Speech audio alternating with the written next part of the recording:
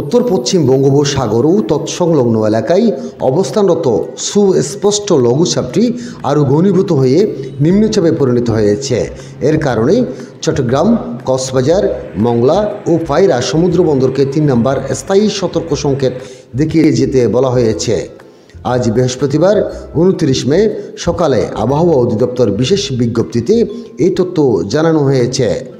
আবহাওয়া অধিদপ্তরের বিশেষ বিজ্ঞপ্তিতে বলা হয়েছে, সকাল ৬টায় চট্টগ্রাম সমুদ্র বন্দর থেকে ৪০৫ কিলোমিটার পশ্চিম দক্ষিণ পশ্চিমে, কক্সবাজার সমুদ্র বন্দর থেকে ৩৯৫ কিলোমিটার পশ্চিম দক্ষিণে পশ্চিমে, মংলা সমুদ্র বন্দর থেকে ২৩০ কিলোমিটার দক্ষিণ পশ্চিমে এবং পায়রা সমুদ্র বন্দর থেকে ২৪৫ কিলোমিটার দক্ষিণ পশ্চিমে অবস্থান করছিল।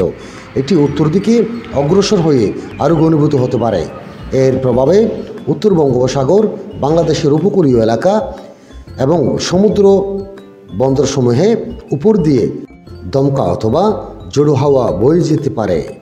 উত্তর বঙ্গোপসাগর অবস্থানরত সকল মাছ ধরার নৌকা ও ট্রলারকে দ্রুত নিরাপদ আশ্রয়ে যেতে বলা হয়েছে এবং পরবর্তী নির্দেশ না দেওয়া পর্যন্ত নিরাপদ আশ্রয়ে থাকতে বলা হয়েছে।